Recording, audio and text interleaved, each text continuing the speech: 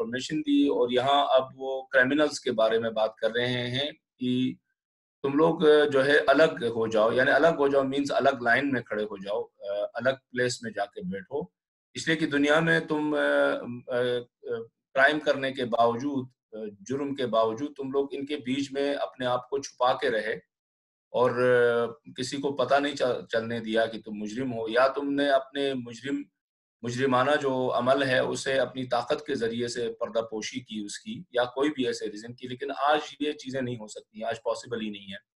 نہ آپ پاور کو یوز کر کے یہ کام کر سکتے ہو، نہ چھپا سکتے ہو، نہ کوئی وداؤٹ ایویڈنس یا بینیفٹ آف ڈاؤٹ اس طرح کی کوئی چیز تم لوگوں کو آج نہیں ملنے والی ہے. لہٰذا تم لوگ اپنی کلیئر آئیڈینٹی کے ساتھ مومنین سے فاصلہ رکھ کے الگ تھلگ ہو کے الگ لائن میں جا کے کھڑے ہو جاؤ. یعنی مجرموں کی جو لائن ہوگی، جو جگہ ہوگی، وہ بالکل الگ تھلگ ہوگی. یہ بات آ گئی. اب جو اگلی آیت آ رہی ہے، یہ آیت اور اس سے ریلیٹڈ بہت ساری اور آیتیں ایسی آیات میں سے ہیں جو اس کے اندر ایک پہلو ہے جس کے اوپر بہت بڑی بحث ہے مفسرین قرآن کریم اور محدثین اور علماء کا. شروع سے لے کر ابھی تک یہ رہا. ائمہ معصومین علیہ السلام سے بھی اس موضوع کو ڈسکس کیا گیا ہے. اس کے کئی پہلو ہیں، لہٰذا ہم ان گاڑی بحثوں کے اندر بہت زیادہ نہیں جائیں گے، بلکہ اس میں سے کچھ حصہ ہم تھوڑا بہت ایک جنرل پکچر ملے کہ وہ کیا موضوع ہے جس کی وجہ سے اتنی ساری بحث ہو رہی ہے، اور اس کے اندر جو باقی جو حصے ہیں اس کو ہم چھیڑیں گے. فرمایا الم احد الیکم یا بنی آدم اللہ تعبدوا الشیطان انہ لکم عدو مبین. اے اولاد آدم، کیا ہم نے تم سے عہد نہیں لیا تھا یا وعدہ نہیں لیا تھا کہ تم شیطان کی پرستش نہ کرنا، بے شک وہ تمہارا کھلا دشمن ہے. اوپن ایک انیمی میں سے ہے.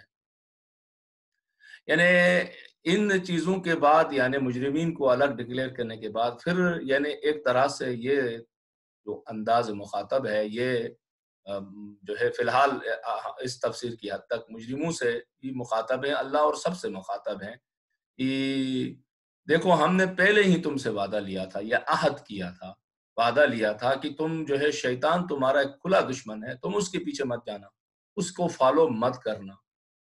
تو لیکن تم لوگوں نے کیا، اور نتیجہ اب یہ ہے کہ تم کرمنلز میں سے ہو، جرائم کر چکے ہو، تو لہٰذا اپنی سزا کے لیے تیار ہو جاؤ. اب سوال یہ ہے کہ یہ وعدہ کب لیا تھا اور کہاں لیا تھا، جس کو بطور دلیل خدا پیش کر رہا ہے قیامت کے دن. زیادہ تر جو مفسرین ہیں وہ جو ہے یہ کہنا ہے کہ یہ جو وعدہ ہے اور یہ جو عہد ہے، یہ خلقت سے، یعنی ہماری اس دنیا میں آنے سے پہلے لیا ہے ہم سے بھی، اور اسی طرح جو ہے ہمارے جو بابا ہیں یا جد امجد ہیں حضرت آدم علیہ السلام سے بھی، اور یہ وعدہ ہماری روحوں سے لیا ہے پروردگار عالم نے، اس سے پہلے کہ ہم وہ روح جسمانی شکل میں اس دنیا کے اندر آ جائے. زیادہ تر مفسرین اس طرح کی تفسیر کرتے ہیں، لیکن اس تفسیر کے اوپر کچھ اعتراضات آ جاتے ہیں ٹیکنیکلی طور پر، اور ہم تھوڑا بہت اس کو ہم ڈسکس کریں گے. اعتراض نمبر 1 یہ ہے کہ شیطان تو اس وقت موجود ہی نہیں تھا جس وقت ارواح خلق ہو گئی تھی، اور نہ ہی ابھی آدم جسمانی شکل میں آیا تھا کہ شیطان اسے سجدہ نہ کرتا، اور سجدہ نہ کرنے کے بعد وہ شیطان جو ہے شیطان بن جاتا، ابلیس شیطان بن جاتا، اور پھر خدا کہتا کہ دیکھو یہ اس کے بعد خدا کہتا کہ بھئی دیکھو یہ شیطان تمہارا کھلا دشمن ہے. تو اس سے پہلے تو یہ سارا جو ہے واقعات ہوئے ہی نہیں ہیں. تو اگر عالم ارواح ہے تو اس کا مطلب یہ ہے کہ جو ارواح ہے، انسانیہ ہے، وہ آدم کی خلقت کے بعد خلق ہوئی ہیں. پھر تو یہ بالکل بھی دیگر آیات سے متصادم ہے یہ بات اور یہ نظریہ. لہٰذا جو ہے اوپر جو بات یعنی کی گئی ہے، جو پہلے یہ ڈسکس کی گئی اور یہ دلیل پیش کی گئی ہے کہ بھئی یہ ارواح سے لیا گیا ہے، تو یہ کوشچن آگے کھڑا ہو جائے گا. ارواح سے لیتے وقت پھر اس کا مطلب شیطان اس وقت شیطان بن چکا تھا اور وہ دشمن کھلا دشمن ہو چکا تھا. تو یہ واقعہ تو حضرت آدم کی خلقت کے بعد کا ہے کہ جب مٹی کے اندر خدا نے روح آدم پھونکی اور پھر کہا فرشتوں کو سجدہ کرو، تو اس وقت کا قصہ ہے یہ تو سارا. وہاں سے پھر شیطان جو ہے اپنی ٹریک بدل چکا ہے اور اپنا راستہ بدل کر وہ جو ہے فرشتوں کے جو ہے جو ہیڈ تھے اس سے نکل کر جو ہے وہ جو ہے شیطان بن گیا ہے. تو پھر یہ کیسے جو ہے میچ کریں گے، اس نظریے کو کیسے ایکسپٹ کیا جائے؟ یہاں ایک بحث ہوتی ہے کہ دوسرا کہتے ہیں کہ یہ اصل میں اللہ سبحانہ و تعالیٰ جو اس طرح کی جو آیات ہیں کہ عہد لیا تھا، یا بعض جگہوں میں لفظ الست کا استعمال کیا ہے، یہ اصل میں دنیائے ذر یعنی دنیائے ایٹم کی بات ہو رہی ہے۔ ذر کہتے ہیں عالم ذر، اگرچہ وہی ایٹم نہیں جو آج ہمارے پاس ہے، لیکن اس سے سملیرٹیز رکھتے ہیں۔ کہہ رہے ہیں کہ جس وقت ہم عالم ذر میں تھے، ایک بہت ہی باریک نقطے کی شکل میں تھے، ہمارا وجود تھا، اس وقت جو ہے کی بات ہو رہی ہے۔ اور یہ جو باریک نقطہ ہونے میں حضرت آدم اور اولاد آدم سب کے سب جو ہے تخلیق سے پہلے کچھ اس طرح کے مرحلے کا انہوں نے سامنا کیا کہ وہ ایک زر کی طرح تھے، یعنی ایٹم سے بھی جو ہے یا اس کی مانند ایک شکل و صورت رکھتے تھے۔ ویسے عربی زبان میں زر جو ہے وہ ایٹم کو ہی کہتے ہیں، زرعیہ یعنی ایٹمی، تو میں نے اسی لیے لفظ ایٹم کو استعمال کیا۔ اور اس کے اوپر کچھ بہت ساری روایات و احادیث بھی ہیں، بہت ساری کچھ چیزیں بھی ہیں جو تقریباً اسی طرف اشارہ کرتی ہیں، لیکن اس کے باوجود یہ مسئلہ ابھی حل پوری طرح نہیں ہو پایا ہے کہ ہم کہیں 100% یہ اس طرح ہی کی بات ہے۔ اگرچہ قرآن مجید میں معجزاتی عمل ہے، ہمیشہ سے یہ گنجائش رہی ہے، لیکن جو ہے اس کے باوجود جو ہے کوئی بھی اس مسئلے میں یقینی طور پہ نہیں کہہ سکتا ہے۔ مثلا جو مشہور آیتیں ہیں جس میں فرمایا کہ اللہ نے انسان کو اپنی فطرت پر خلق کیا ہے، فطرت اللہ التی فطر الناس علیہا کی تفسیر پوچھی، چھٹے امام سے کسی نے جا کے تفسیر پوچھی کہ اس سے مراد کیا ہے کہ انسان کو خدا نے اپنی فطرت کے اوپر خلق کیا ہے، یا فرمایا کہ وَنَفَخْتُ فِيهِ مِنْ رُوحِي، میں نے اپنی روح اس کے اندر پھونکی ہے، تو اس سے مراد کیا ہے؟ تو چھٹے امام کا جواب تھا ہی الاسلام، اس فطرت سے مراد وہ دین اسلام ہے۔ فطرهم اللہ حین اخذ میثاقهم، اللہ نے ان کو عہد لیتے وقت، میثاق کے وقت اور عہد لیتے وقت اسی دین کی اساس و بنیاد کے اوپر ان کا سٹرکچر بنایا۔ اب یہ میثاق اور عہد کس بات پر لیا تھا؟ الگ توحید کی وحدانیت کے اوپر لیا تھا۔ اسی لیے کہتے ہیں کہ وحدانیت اور توحید انسان کے فطرت کے اندر پوشیدہ ہے، فطرت کے اندر موجود ہے۔ اس کے بعد امام فرماتے ہیں قال الست بربکم، قرآن مجید کی آیت کو پیش کرتے ہیں۔ اس کے بعد اللہ نے جب یہ کام کیا، یعنی ان کے سٹرکچر کو توحید کے اوپر بیسڈ کر دیا اللہ تعالیٰ نے، اس وقت پھر ان سے پوچھا کہ الست بربکم، بھائی میں آپ کا رب ہوں یا نہیں ہوں؟ وفیہ المؤمنون وفیہ الکافرون، جبکہ یہ جو کوشچن تھا اس میں کوئی مذہبی تقسیم نہیں تھی، کوئی نظریاتی تقسیم نہیں تھی، مومن و کافر سب کے سب سے یہ اللہ تعالیٰ نے پوچھا، کیونکہ سب کی جو فطرت ہے وہ بیسڈ کرتی ہے توحید کے اوپر۔ اچھا، یہ اس اشارہ کرتی ہے یہ حدیث اسی عالم زر کی طرف جہاں پر ہماری خلقت ہوئی، کیونکہ ایک ساتھ جو خلقت کی بات ہو رہی ہے، یہ نہیں کہ ایک بات تو یہ ہے کہ بھائی ہر انسان جو اس دنیا میں آتا ہے اس سے پہلے وہاں پر اس سے وعدہ لیا جاتا ہے، پھر یہاں بھیج دیا جاتا ہے۔ ایک تو ہو گئی یہ بات، تو یہ تو اتنی زیادہ سامنے یعنی اتنی کوئی اسٹرانگ قسم کی اس کے ساتھ پروف نہیں ہو رہی ہے۔ معلوم یہ ہوتا ہے کہ اول سے لے کر آخر تک، یعنی الی یوم القیامہ تک جتنی بھی مخلوق، جتنے بھی انسانوں نے دنیا میں آنا ہے، وہ سب ان کی ایک تخلیق، ایک ٹائپ کی تخلیق ہو چکی ہوئی ہے، یعنی موجودہ جسم میں نہیں، موجودہ شکل و صورت میں نہیں، وہ عالم ذر کے اندر ایک تخلیق ہو چکی ہے، یا عالم الست کے اندر، یا عالم ارواح بعض نے نام دیا، بعض نے کچھ اور طریقے سے، وہاں پہ آلریڈی ایک تخلیق ہو چکی ہے۔ اور اس تخلیق کے مرحلے میں پروردگار عالم ان سے یہ وعدہ لے رہا ہے، اور اس کے بعد اس دنیا کے اندر وہ مختلف شکل و صورتوں میں پیدا آ جاتے ہیں۔ اچھا، یہ ایک اور تھیوری آ گئی۔ اب لیکن یہاں پر پھر جو ہے ایک مسئلہ آتا ہے، مجھے معلوم ہے کہ تفسیر کا ایک لیول رکھنا ہے اور بہت زیادہ اکیڈمک جو صرف اسپیسیفکلی جو اسٹوڈنٹس ہیں ان کے لیے ڈسکس کرنا ضروری ہے، اس قسم کی بحثیں یہاں نہیں کرنی چاہیے، لیکن میں ایک تھوڑی سی ایک پکچر آپ لوگوں کے سامنے کلیئر ہو جائے کہ کس قسم کی بحث ہو رہی ہے، کیونکہ ہماری یہ بات طے ہے کہ ہم ایک حد تک اکیڈمک انداز میں ہی تفسیر کو لے کر چلیں گے۔ عالم الست یا عالم ذر یا عالم خلقت اولا بھی کہا گیا ہے، یعنی پہلی تخلیق، جو بھی نام دے دیں اس کو، اور میں وعدہ اور عہد کی بات نہیں ہو سکتی ہے وہاں پر۔ کیونکہ اس کی وجہ کیا ہے، اب تھوڑی سی ہلکی سی عرفانی ٹچ پہ جانے کے لیے ضروری ہے، سمجھتے ہیں وہ یہ ہے کہ وہ ہے عالم شہود و مشاہدہ. وہ عالم امکان نہیں ہے یہ جو موجودہ ہے، کہ اس طرح کی سچویشن، جس طرح کی سچویشن آیت بیان کر رہی ہے، یہ زیادہ تر ایک ایسی دنیا سے تعلق رکھتی ہے جو عالم امکان کہلاتی ہے نا، عالم شہود و مشاہدہ. جو شاہد و مشہود ہے، جو ہر چیز کو وہاں دیکھ رہا ہے، حقیقتیں پوشیدہ نہیں ہے اس کے سامنے، وہاں وہ جہاں اللہ سبحانہ کی طاقت کو اور قدرت کو براہ راست مشاہدہ کر رہا ہے، نہ کہ مخلوق کے ذریعے مشاہدہ نہیں کر رہا ہے. اس نے وہاں چاند ستارے، زمین و آسمان اور دیگر مخلوقات کو نہیں دیکھا کہ خدا کی قدرت کو پہچان رہا ہے اس کی تخلیق کے ذریعے سے، یا اس کی جو ہے کیا کہتے ہیں مخلوق کے ذریعے سے. یہ تو نہیں ہے، وہ تو عالم حق و حقائق کو پیش کرنا ہے وہاں پر.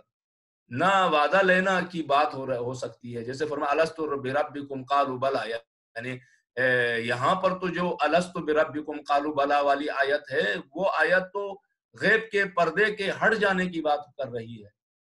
الست بربکم براہ راست مخاطب ہو رہے ہیں، نہیں فرمایا کہ کوئی اور چیز نہیں آ رہا وہاں پر، کوئی واسطے سے بات نہیں ہو رہی ہے. یہ تو شہود و شاہد اور ڈائریکٹ بات کرنے کی بات آ رہی ہے کہ دیکھ رہے ہیں، مشاہدہ کر رہے ہیں، اللہ کو مشاہدہ کر رہے ہیں. اللہ مخلوقات کے سامنے جو ہے براہ راست پوچھ رہا ہے ان سے، الست بربکم قالوا بلی، سب نے کہا جی بالکل آپ ہمارے پروردگار ہیں. یعنی غیب کے حرم سے پردے کی ہٹانے کی بات ہو رہی ہے یہاں پر. لہٰذا اسی لیے میں نے عرض کیا کہ اس سے زیادہ ہم بحث نہیں کرنے والے، اس کے اندر جو بھی ہے زیادہ ہم ڈیپلی نہیں جائیں گے. بہرحال جو بھی ہے وہ ایک دنیا ہے جو عالم ذر ہے، عالم ارواح ہے، خلقت اولا ہے، عالم الست ہے. ہم سے وعدہ لیا گیا ہے، مطلب ہماری فطرت کے اندر توحید کو رکھا گیا، جو چھٹے امام نے فرمایا. مسئلے کو ہم یوں سمجھ سکتے ہیں اپنے اس کی حد تک، وہ یہ ہے کہ ہماری فطرت توحید کے اوپر بیسڈ ہے اور ہمارے وجود کے اندر توحید موجود ہے. یہ الگ بات ہے کہ ہم اسے آلودہ کرتے ہیں اور نہیں کر سکتے ہیں. بعض ایسے علماء گزرے ہیں، میں معصوم کی بات نہیں کر رہا، ایسے عرفاء علماء گزرے ہیں جنہوں نے یعنی اپنی روحانی طہارت و پاکیزگی اتنی زیادہ حاصل کر لی ہے کہ وہ کہتے تھے اپنے دیگر علماء سے کہ ہمیں ابھی تک اس عالم احد یا عالم ذر یا عالم الست میں جو ہم سے وعدہ لیا گیا تھا وہ یاد ہے. ہمیں یاد آتا ہے کہ ہم سے وہاں خدا نے پوچھا تھا. دیکھیں ایسے لوگ بھی ہیں کائنات میں، یہ کوئی نہ کہے کہ یہ نہیں ہو سکتا ہے. یہ جان چھڑانے کے لیے ہم لوگ یہ بہانے ڈھونڈتے ہیں، وگرنہ ہم ہی انسانوں میں معصوم کی بات نہیں ہو رہی ہے. معصوم کا مقام کوئی اور ہے. ایسے لوگ موجود ہیں، ایسے علماء و عرفاء گزرے ہیں. مثلا اشارہ کرتا ہوں آیت اللہ بہاء الدینی مرحوم کے بارے میں بھی کچھ اس طرح کی اشاروں میں چیزیں ملتی ہیں. آیت اللہ بہجت کے بارے میں بھی اس طرح کے اشارے ملتے ہیں. حتیٰ امام خمینی کے بارے میں بھی کچھ اس طرح کے اشارے ملتے ہیں کہ وہ ان کیٹیگریز میں سے تھے، کہ وہ جو الست اولا والی بربکم، الست بربکم قالوا بلا، یا جو ہے علم اخذ الیکم یا بنی آدم ان لا تعبدوا الشیطان، یہ جو وعدے اور وعید ہیں وہ یاد ہیں انہیں ابھی بھی. خدا جانے کتنے ہزار سال پہلے وہ لیا تھا. ان کی تخلیق تو اب دنیا میں اب ہوئی ہے، 19ویں صدی میں ہوئی ہے، لیکن خلقت تو کب ہو چکی تھی، ذر کی شکل میں، ایٹم کی شکل میں، کسی اور شکل میں. تو ایٹم میں نے اس لیے کہ ایٹم چونکہ پھر وہ میٹریلسٹک چیزیں آ جاتی ہیں، کیونکہ مٹیریل تو نہیں تھا وہ عالم مشاہدہ میں، تو مٹیریل تو ہوتا نہیں، باڈی تو وہاں نہیں ہوتی. تو اس لیے ذر کے جو ہے ایٹم ٹرانسلیشن کمپلیٹلی کرنا بھی درست نہیں ہے، لیکن سمجھانے کی حد تک. تو وہ کہتے ہیں جی کہ ہمیں اس کا جو ہے معلوم تھا. روایات ہے، بہت ساری روایات ہیں. یہ آخری روایت اس موضوع کے اوپر پڑھتے ہیں کہ فرمایا خلق اللہ الارواح قبل الاجساد. یہ تو واضح ہے کہ فرمایا کہ اللہ سبحانہ و تعالیٰ نے روحوں کو جسموں سے پہلے خلق کیا ہے. یہ ایک راز ہے اور یہ راز ابھی تک موجود ہے. انشاءاللہ کہ 12ویں امام تشریف لائیں گے تو اس وقت یہ ساری جو ڈیپ علمی بحثیں ہیں، جو اس زمانے کی امتوں کے اتنے پلے نہیں پڑتی تھی یہ چیزیں اتنی زیادہ، مگر یہ کہ بہت چند لوگ ہوتے تھے جو سمجھتے تھے، سلمان و ابو ذر جیسے، وہ ایسے رازوں سے واقف ہوتے تھے. ہر کسی کے لیے سمجھنے کے قابل بھی نہیں تھا۔ آج بھی بہت سے لوگوں کے لیے جب بہت زیادہ گہری علمی بات سامنے آتی ہے تو فکری بدہضمی شروع ہو جاتی ہے اور وہ برداشت نہیں کر سکتے ہیں، کیونکہ کیپیسٹی نہیں ہوتی اتنی زیادہ۔ کیپیسٹی پیدا کرنے کے لیے، یعنی کہ کیپیسٹی پیدا نہیں کر سکتے، کیپیسٹی پیدا کر سکتے ہیں۔ کیپیسٹی پیدا کرنے کے لیے کچھ ظاہر ہے کہ پروسیجرز کو ان کو فالو کرنا پڑتا ہے۔ آیت نمبر 61 میں فرمایا وَنِعْبُدُونِ هَذَا صِرَاطٌ مُسْتَقِيمٌ، اور یہ کہ میری بندگی کرنا یہی سیدھا راستہ ہے، صراط مستقیم ہے۔ اصل میں یہاں یہ فرمانا چاہتا ہے اللہ سبحانہ وتعالیٰ، یہ دین اصل میں یہی صراط مستقیم ہے۔ جو دین تمہیں دیا ہے اسی کے پیچھے چلنا، یہی تمہاری صراط مستقیم جس کی تم تلاش میں ہو نا، وہ یہی دین ہے۔ دین یعنی صراط ہے، یعنی راستہ ہے۔ بہت تھوڑی سی باریک نقطہ ہے اس کے اندر۔ دیکھیں، ایک وقت راستے کی بات ہو رہی ہے، ایک وقت راستے میں چلانے والے کی بات ہو رہی ہے، ایک وقت راستہ دکھانے والے کی بات ہو رہی ہے۔ یہ جو دو الگ چیزیں ہیں۔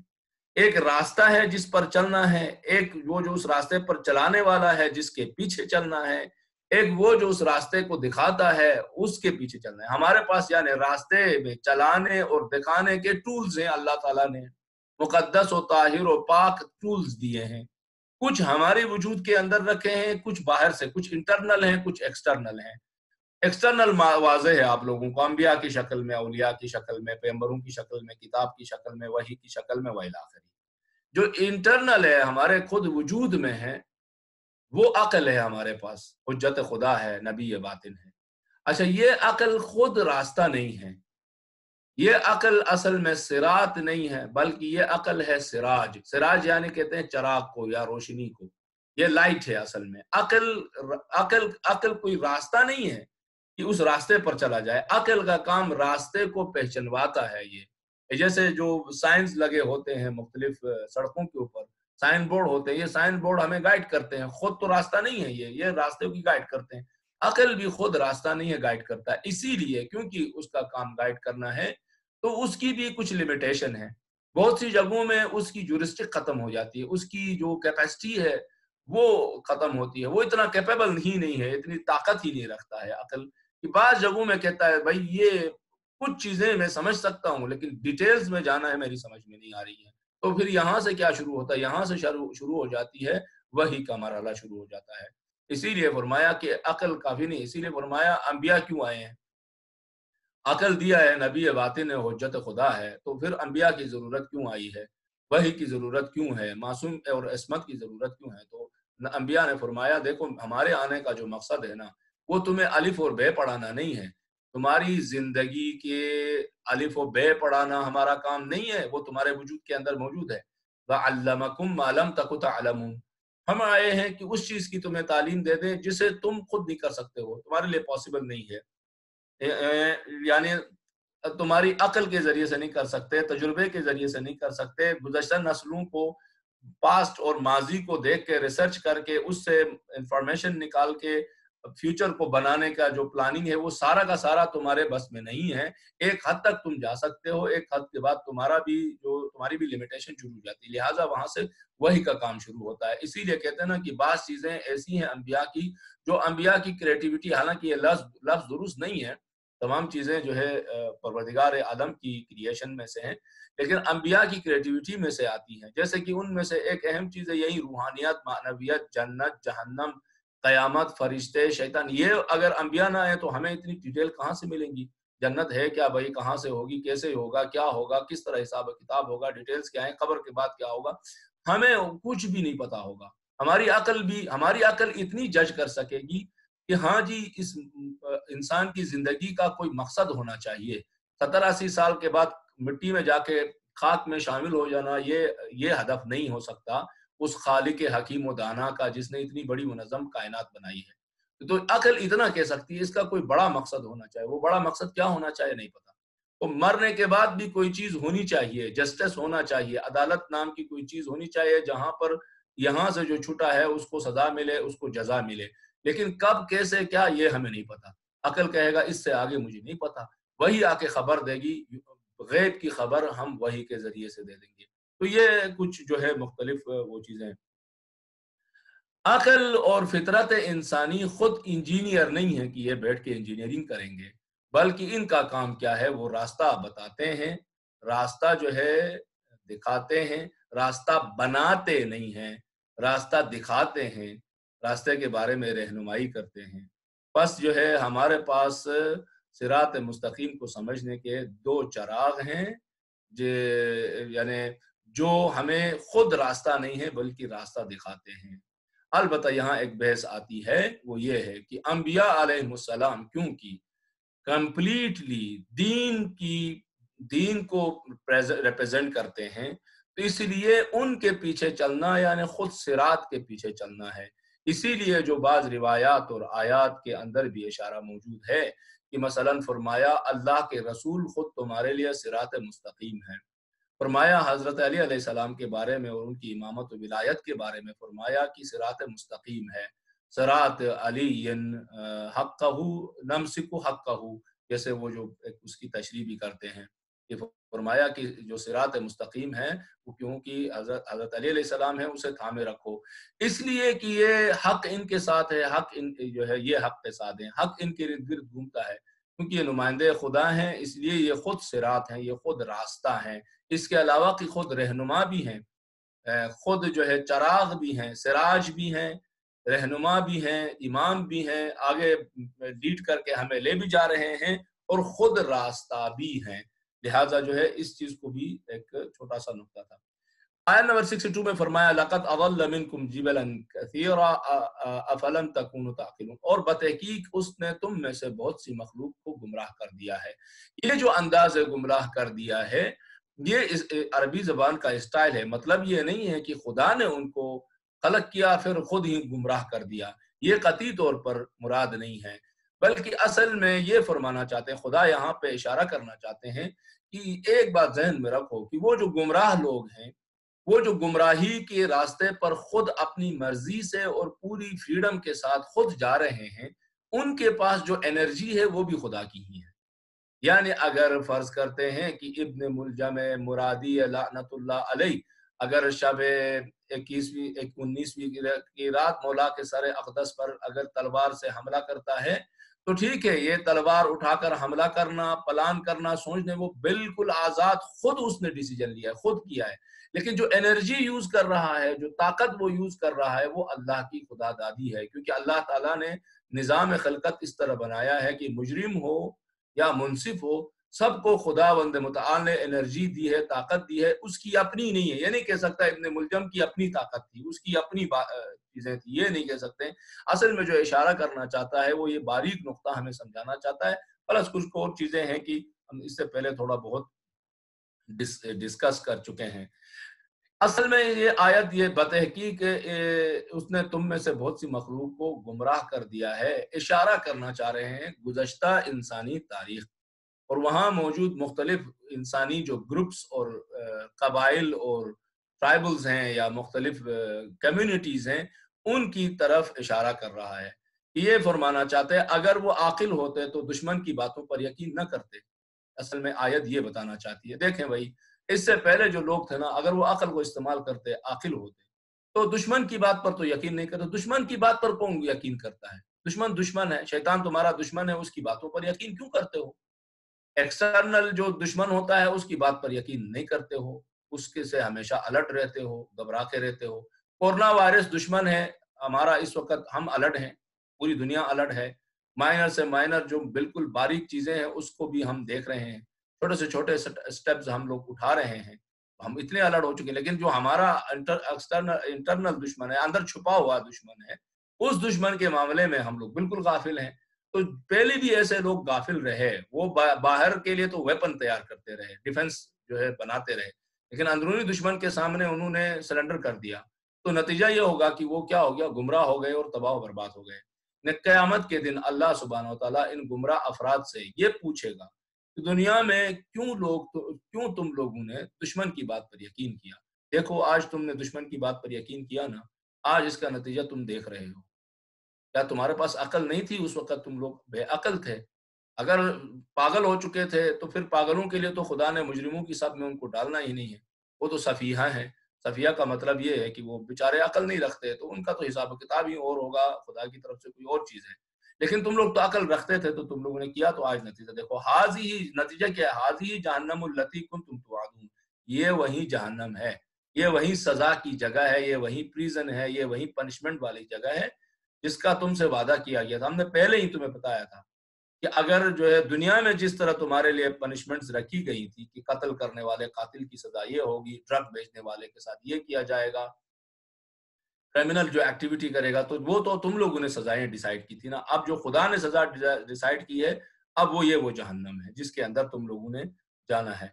अब चूंकि दुश्मन पर यकीन कर चुके हो, तो उसका नतीजा ये जहन्नम है, जिसके बारे हम पहले ही आगाह कर चुके थे। ये कुछ सरप्राइजिंग नहीं है, ये तुम्हें अंधेरे में रख कर हमने जहन्नम की तरफ हम तुम्हें नहीं ले जा रहे हैं, ये ज़हन में रखो। पहले ही तुम्हें सब डिटेल हमने दी थी। फिर आगे फरमाते हैं, इस्लौहा अल-यौम बिमा कुंतुम तकफुरून, मैं आज इसी जहन्नम में झुलस जाओ, जाके जल जाओ, वहां पे खत्म हो जाओ, उस कुफ्र के बदले में जो तुम लोग किया करते थे, जो तुम लोग कुफ्र किया करते थे। अब जाओ अपने अमाल का रिजल्ट जो है, जिसे तुमने खुद अपने लिए बनाया है, उस रिजल्ट को जाके देखो और हासिल करो। आयत नंबर 65 में फरमाया, अल-यौम नख्तिमु अला अफ़वाहिहिम, यानी आज हम उनके मुंह पर मोहर लगा देते हैं, और उनके हाथ हमसे बोलेंगे, और उनके पाँव गवाही देंगे उसके बारे में जो कुछ वो करते रहे हैं। ये उन मुजरिमों और गुनाहगारों के बारे में फरमाया। देखें, आज जो है ना, जबान दुनिया में बड़ी काम आती थी, बड़ी चलती थी, बड़ी चरब जबानी करते थे, बड़े इधर से उधर तुम लोग करते थे। अब तुम्हारी जबान पे कंट्रोल होगा। अब जो बात होगी, वो जो अमल है ना, जिसको तुम छुपाने के लिए जबान का सहारा लिया करते थे, आज जो है वो खुद बताएंगे। तुम्हारी जबान को आज टाइम नहीं दिया जाएगा, फुर्सत खत्म हो चुकी है।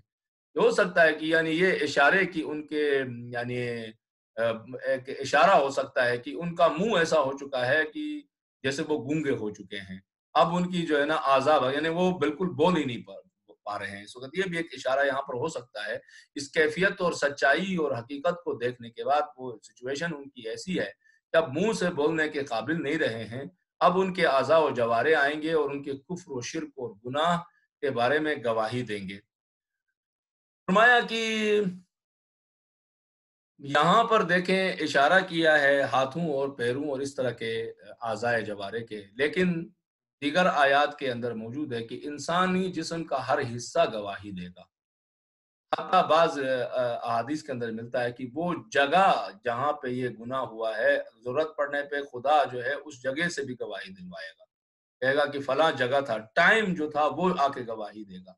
ये टाइम था, ये जगह थी, हाँ, ये जुर्म मेरे सामने हुआ था, मैं देख रहा था उस वक़्त। कायनात के ज़र्रात, ज़मीन के ज़र्रे, लिल्लाहि जुनूदुस समावाति वल अर्ज़, फरमाया कि ये जो कुछ ज़मीन और आसमान में खुदा की फ़ौज है, ये खुदा के जुनूद और फ़ोर्सेस में से हैं।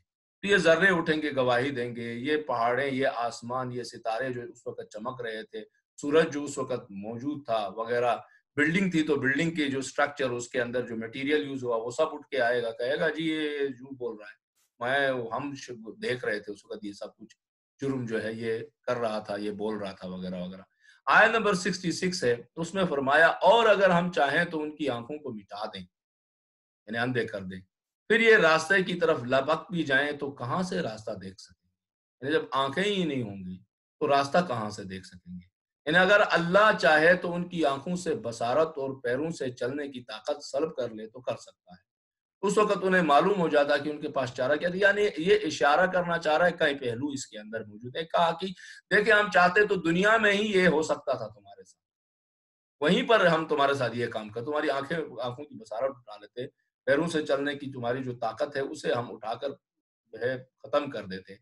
ये जो जितनी आयतें हैं और इसके बाद की जो आयतें हैं, तकरीबन वो क्योंकि सजा और उसके हवाले से बात कर रही हैं, तो हम मिला के जो है जनरली सबके ऊपर डिस्कस करेंगे। अगली आयत में फरमाया, और अगर हम चाहें तो उन्हें उन्हीं की जगह पर इस तरह मसख कर दें कि ना आगे जाने की इस्तिताअत होगी और न पीछे पलट सकेंगे। यानी मसख करने की बात हो गई है। मसख यानी क्लोनिंग नहीं है मसख। मसख यानी एक उससे दूसरी शक्ल में डाल देना।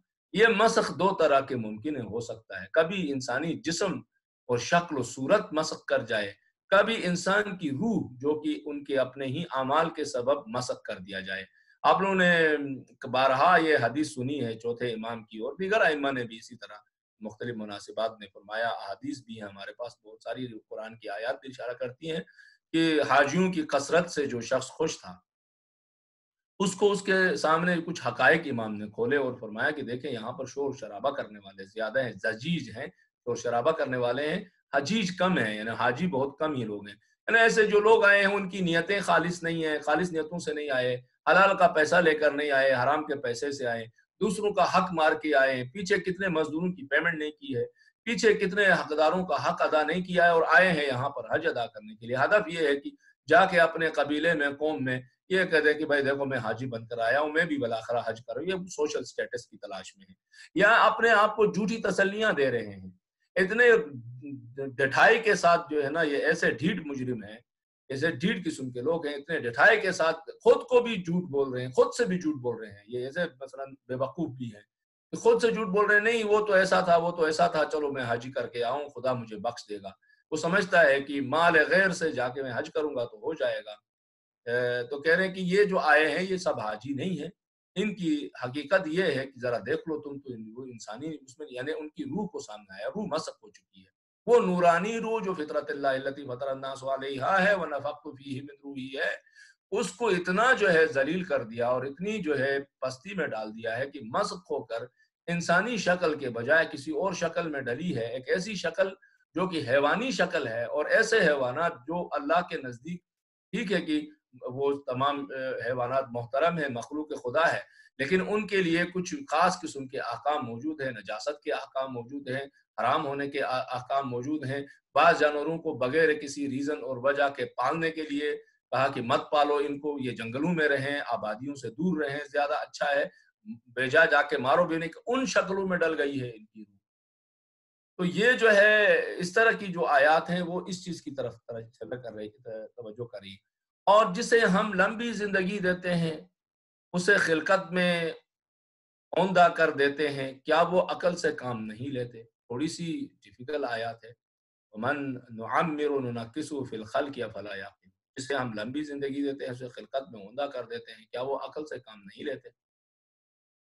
یعنی یہ کہنا چاہ رہے ہیں، دیکھیں روز کا مشاہدہ ہے کہ ایک نہایت طاقتور انسان عمر ڈلتے ہی کس قدر ضعیف و ناتواں اور بے بس ہو جاتا ہے۔ بہت بڑا باڈی بلڈر تھا، بہت زیادہ ایکسرسائز بھی کرتا تھا، صحت کے وہ بھی رکھتا تھا، لیکن آہستہ آہستہ آہستہ آہستہ اس کا جسم جوں جوں عمر ڈلتی ہے وہ کمزوری کی طرف چلا جاتا ہے۔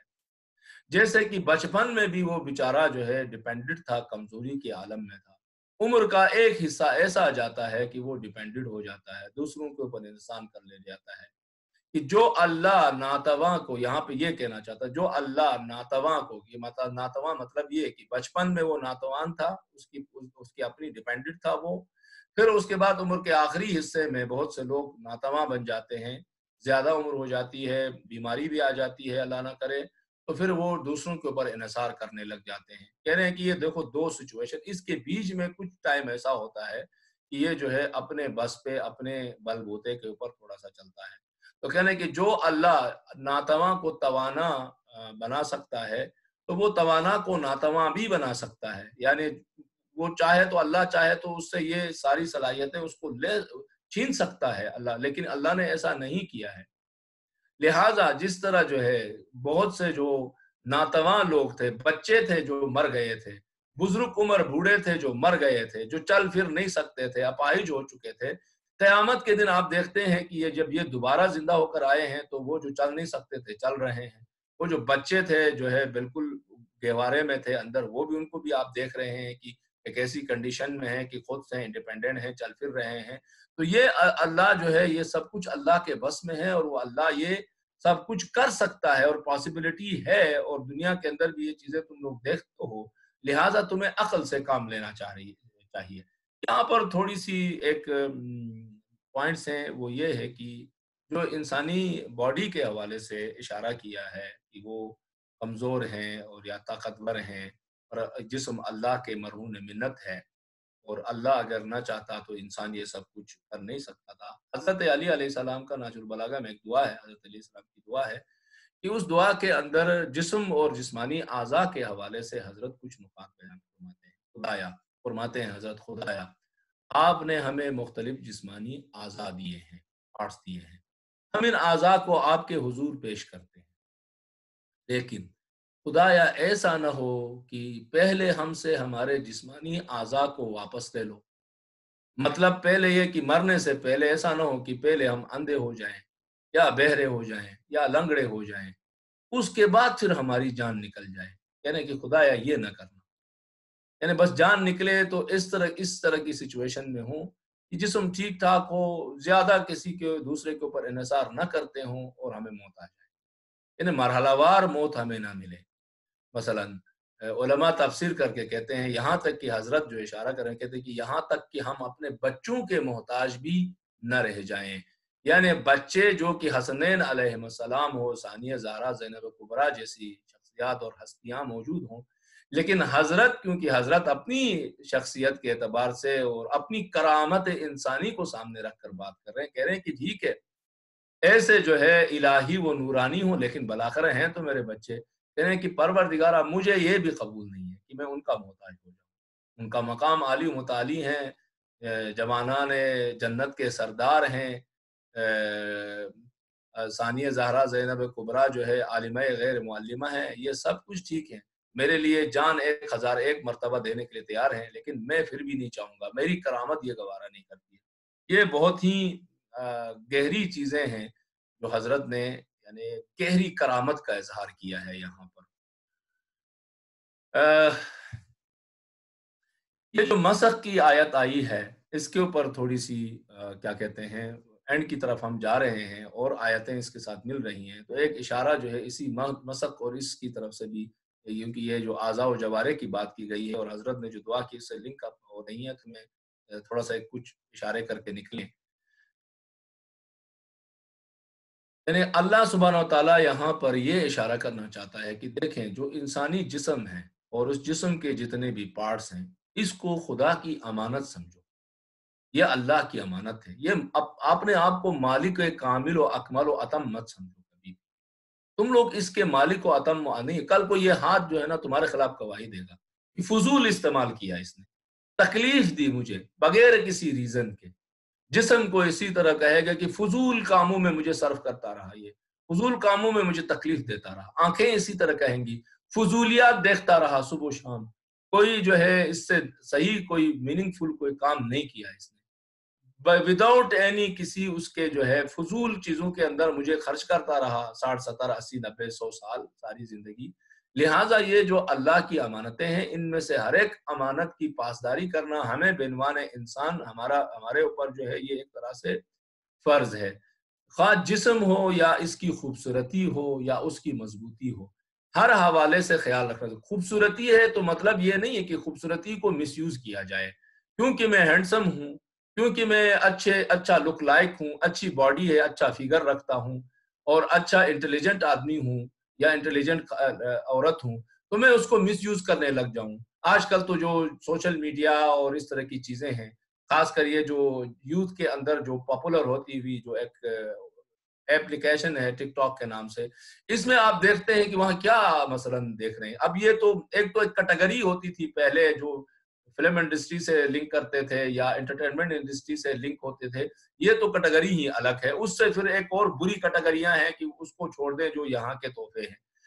لیکن اب یہاں پر تو یہ کہ ہر آدمی پرسنلی اس کے اندر آ رہا ہے، کوئی مثلا اپنے فگر کو دکھانا چاہتا ہے، کوئی باڈی کو، کوئی خوبصورتی کو، ہدف کیا ہے کہ میکسیمم مجھے لائک مل جائیں، میکسیمم لوگ میرے اوپر کمنٹس کر لیں، میکسیمم لوگ یہ مس یوز ہے، یہ جسم کا غلط استعمال ہے، خوبصورتی کا غلط استعمال ہے، جسمانی کمالات کا غلط استعمال ہے، خدا کے حضور اس کا جواب دینا پڑے گا۔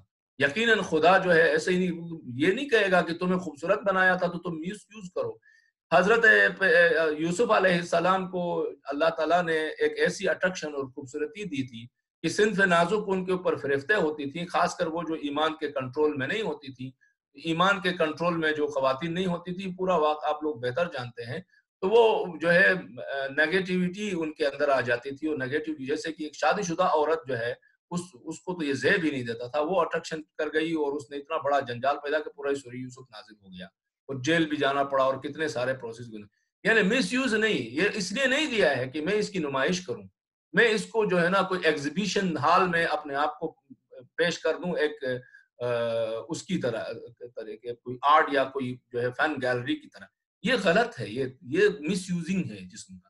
اسی طرح جو ہے فرض کریں جسم میں طاقت ہے، انرجی ہے، اس طاقت کا مس یوز کرنا غلط ہے. اسی طرح جو ہے اور بھی بہت ساری جسمانی صلاحیتیں ہیں، باڈی بلڈنگ کرنا، ایکسرسائز کرنا، یہ سب چیزیں یہ اس کی مخالفت نہیں ہو رہی ہے.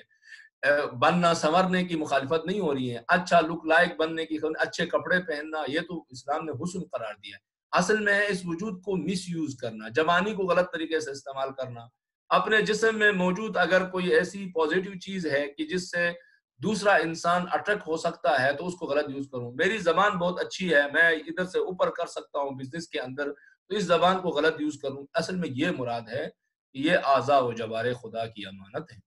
اللہ کی امانت میں خیانت ہمیں نہیں کرنا چاہیے. درست استعمال اعضاء و جوارح کا ہونا چاہیے. آیت نمبر 69 میں پہنچے، آلریڈی کافی ٹائم ہو چکا ہے، کہ فرمایا اور ہم نے رسول کو شعر نہیں سکھایا، بھائی اشعار نہیں سکھایا، اور نہ ہی یہ اس کے لیے شایان شان ہے. شعر پڑھنا نبی کے لیے شایان شان نہیں ہے. یہ تو بس ایک نصیحت کی کتاب ہے اور روشن اور کھلی واضح کتاب ہے.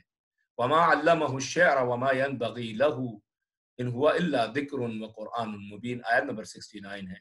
یہاں پر رخ کر دیا دوبارہ جو ہے سورہ یاسین میں نبوت کی طرف. ہم نے عرض کیا تھا کہ سورہ یاسین اصول دین کے اوپر فوکس کرتا ہے، کبھی قیامت کے حوالے سے ڈسکس کرتا ہے، کبھی توحید کے میٹر کو ڈسکس کرتا ہے، کبھی خدا کی عدالت اور ججمنٹ کو ڈسکس کرتا ہے، کبھی پھر نبوت کو ڈسکس کرتا ہے، کہ بیچ میں ایک آیت کے اندر امامت کو بھی ڈسکس کیا.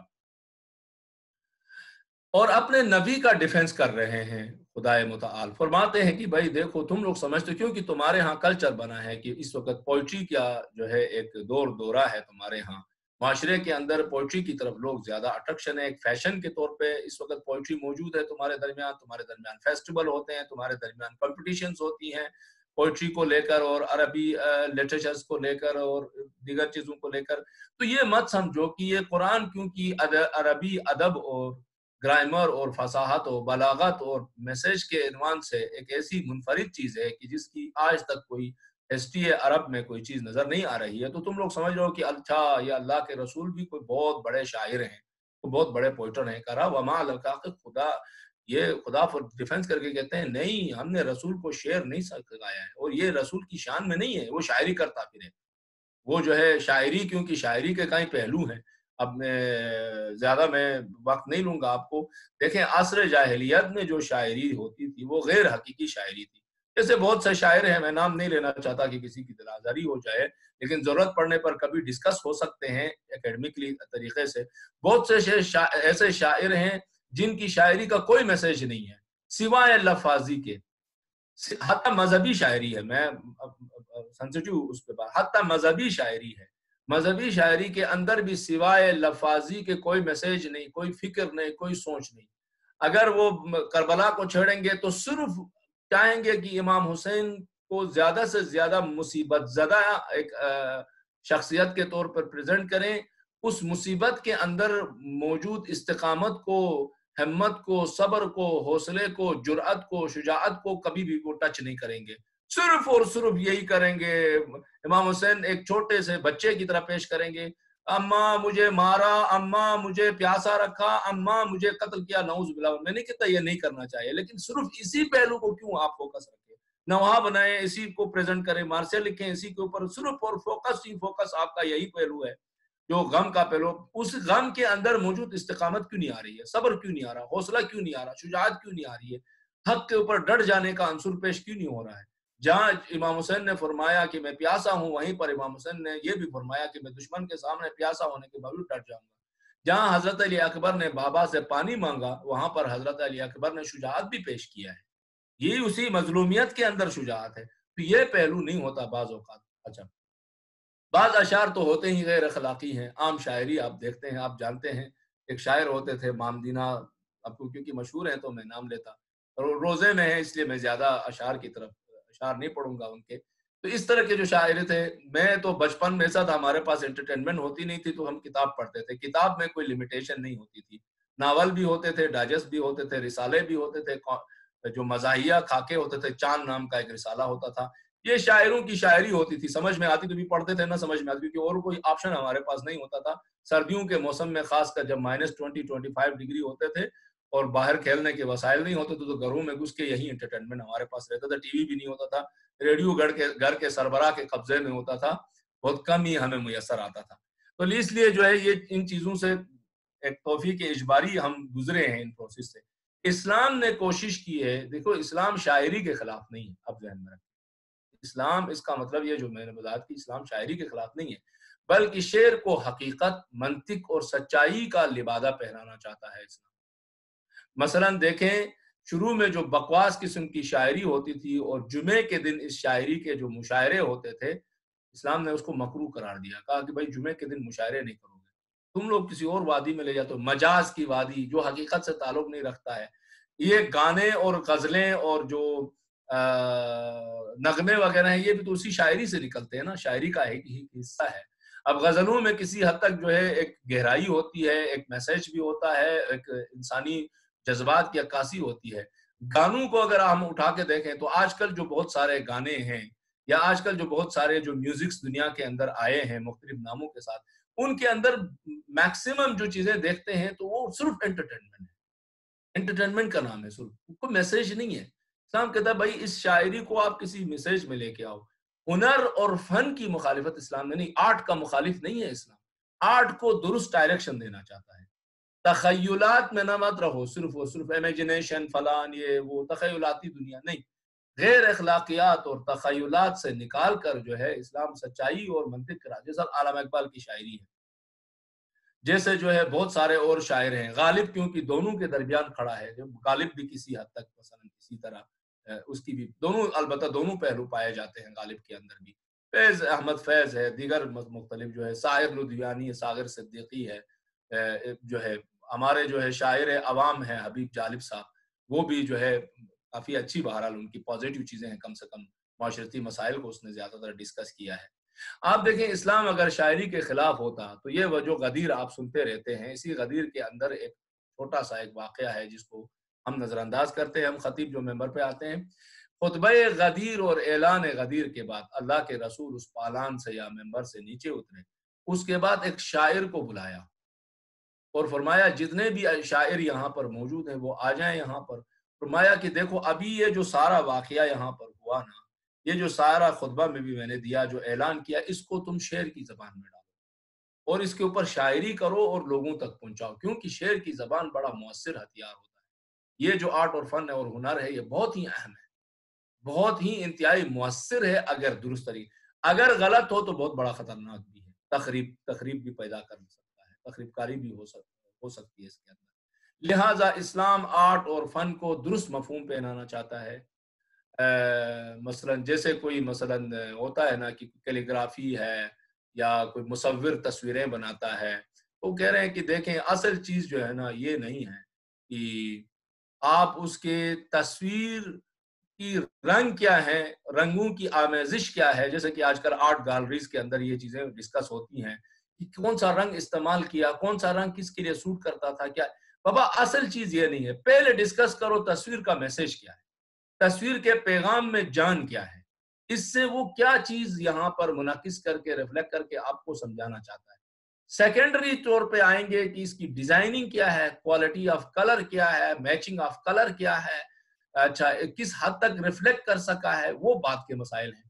The first thing is to مثلا میسج کیا ہے بھائی، کیا کہنا چاہتا ہے تصویر سے، ایسے ہی وہ فن پارے وہ کیا مطلب فن پارے، what mean is فن پارے، میسج کیا دینا چاہتا ہے وہ اہم ہے۔ ہاں میسج اگر میننگ فل ہے، ایک اسٹرانگ میسج رکھتا ہے، پھر سیکنڈری چیزوں کے اندر آئیں گے۔ مولا کائنات سے شعر کے بارے میں پوچھا، انہوں نے کہا ہر ایک نے کسی وادی میں گھوڑے دوڑائے ہیں، آپ کس کو جو ہے سبقہ دے دیں گے؟ پھر مولا نے اس حقیقی کہا میسج دیکھو شعر کا کہ وہ کہنا کیا چاہ رہا ہے، اصل چیز وہ ہے۔ فرمایا قرآن مجید تمہارے سماج میں رائج، تمہاری سوسائٹی میں جو کلچر بنا ہوا ہے شعر و شاعری کا، یہ شعر کی کتاب نہیں ہے جو تخیلات اور خیالات کی دنیا کی عکاس ہوتے ہیں۔ قرآن مجید اللہ کی کتاب ہے اور ذکر ہے۔ رہ گئی ایک آیت رہ گئی، اگر 1-2 منٹ آپ ویٹ کریں تو اس کو کمپلیٹ کریں، 70 آیتیں، اور اس کے بعد ہمارے پاس صرف ایک میٹنگ یا ایک جلسہ اور رہے گا کہ سورہ یاسین بے فضل خدا متعال ماہ مبارک رمضان میں کمپلیٹ ہو جائے گا، اور کنٹینیو اگر آپ لوگ رکھنا چاہیں گے تو انشاءاللہ کسی اور سورہ کے بعد ہم ایک جلسہ زیادہ سے زیادہ اور ہوگا۔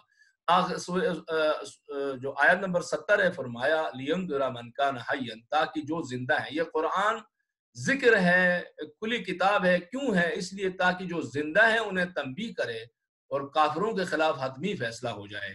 یعنی یہ قرآن ایسے لوگوں کو نصیحت کرتا ہے جن میں زندگی کے آثار موجود ہوں، یعنی چلتی پھرتی لاشیں نہ ہوں بلکہ وہ اندرونی طور پر بھی زندہ ہوں، اندرونی طور پر وہ بینا آنکھ رکھتے ہوں، عقل مندی رکھتے ہوں، بیدار دل رکھتے ہوں، بیدار دماغ رکھتے ہوں، اور کافروں کے بارے میں بھی جو انکار کرتے رہتے ہیں، ہمیشہ ان کے لیے حجت پوری کرنے کے لیے آیا ہے تاکہ وہ اپنے کفر پر ڈٹ نہ جائیں اور اپنے کفر پر کھڑے نہ رہ جائیں، ان کو یہ متنبہ کرنے کے لیے آیا ہے۔ اور ذہن میں رکھو کافروں کے بارے میں جو اللہ کا فیصلہ ہے وہ ایک اٹل فیصلہ اور حتمی فیصلہ ہے، اس کے اندر کسی قسم کی کوئی تبدیلی نہیں آئے گی۔ قرآن مجید انسان کے باڈی کی موومنٹ کو زندگی سے تعبیر نہیں کرتا، اگر کرتا ہے تو پھر اس کو پیسیفائی کر دیتا ہے کہ وہ جن کا جسم چل پھر رہا ہے، باڈی کے اعتبار سے وہ بلڈ سرکولیشن ہو رہی ہے اور ان کا آکسیجن چل رہا ہے، ہارٹ جو بیٹنگ اور پمپنگ ہے وہ ٹھیک ہے، چل رہا ہے۔ قرآن مجید کے نزدیک جو زندہ لوگ ہیں وہ فکر، سوچ اور عمل اور کریکٹر کے اعتبار سے جو لوگ ہیں وہ زندہ ہیں۔ اس لیے فرمایا جو فکر، سوچ، عمل اور کریکٹر کے اعتبار سے جو لوگ زندہ ہیں، اگر ان کا جسم مر بھی گیا ہو تو قرآن نے ان کو زندہ کہا، بلکہ زندوں سے کہا بڑھ کر ہیں، اور رزق بھی پاتے ہیں جو شہداء کے بارے میں ہیں۔ فرمایا وہ احیاء ہیں اور زندہ ہیں اور رزق بھی پاتے ہیں۔ اور اسی لیے بار بار زندوں سے مخاطب ہو کر خدا کہتا ہے کہ جب اللہ کے رسول اور قرآن تمہیں آواز دیتے ہیں تو لبیک کہہ کے اس آواز کے پیچھے جاؤ، اس لیے کہ وہ تمہیں زندہ کرنا چاہتے ہیں۔ یہ کن سے مخاطب ہو رہے ہیں؟ مردوں سے تو نہیں ہو رہے ہیں، قبرستان کے لوگوں کو تو نہیں کہہ رہے ہیں، ہم ہی لوگوں کو کہہ رہے ہیں جو ہمارے جسم زندہ ہیں۔ کہہ رہے ہیں جسم کی زندگی زندگی نہیں، اصل میں تمہاری روح، سوچ، فکر اور کریکٹر جو ہے وہ بنیادی چیز ہے، اگر وہ ٹھیک راستے پر ہے تو یہ زندگی کی علامت ہے۔ بہت شکریہ، والسلام علیکم ورحمۃ اللہ وبرکاتہ۔ 70 آیتیں کمپلیٹ ہو چکی ہیں، زیادہ سے زیادہ ایک میٹنگ اور ہو سکتی ہے اور انشاءاللہ تعالیٰ کی اس میں یہ کمپلیٹ ہو جائے گا۔ اور والامر الیکم، آپ لوگوں کو حق ہے کہ آپس میں ڈسکس کریں، ڈیسائیڈ کریں کہ کون سا اگلا سورہ ہونا چاہیے، یا اس کو کنٹینیو رکھنا چاہتے ہیں یا نہیں رکھنا۔ جزاک اللہ، انشاءاللہ بالکل کنٹینیو رکھیں گے۔ تو مجھے اس پہ چیٹ بھی لوگ کر لیں اگر کوئی سورہ کا وہ نیکسٹ سورہ جس کی تفسیر چاہتے ہیں، تو پھر ہم آپس میں ڈسکس بھی کر سکتے ہیں انشاءاللہ۔ ویسے تو ٹائم ختم ہو گیا ہے، لیکن اس کے باوجود اگر کسی کے پاس کوئی سوال ہو یا تو ابھی موقع ہے، ورنہ اگلے ہفتے شاید عید کا دن ہوگا، تو وہ بھی دیکھنا ہے کہ رکھنا ہے یہ پروگرام یا نہیں۔ جی، میرے لیے یہ ہے کہ آپ تمام دوستوں سے آپس میں ڈسکس کے لیے واٹس ایپ گروپس کے تھرو یا کسی اور اس کے تھرو یہاں ایک یہ آیا وی could check some surah from 13 پارہ، یعنی 20ویں پارے سے ایک تو یہ مشورہ آیا ہے۔ واٹس ایپ گروپ پہ بھی آپ تھرو دا چیٹ جو ہے آپس میں ڈسکس کر سکتے ہیں۔ میری طرف سے کوئی وہ نہیں ہے، کسی قسم کی کوئی سیشن یا کوئی چیز نہیں ہے، آپ لوگ دیکھیں گے اس کے حساب سے چلیں گے۔ عید کے حوالے سے بھی دیکھ لیجئے، اور اگلے نیکسٹ سورہ ایک آخری ایک جلسہ اور ہوگا، ایک اور ہماری ڈسکشن۔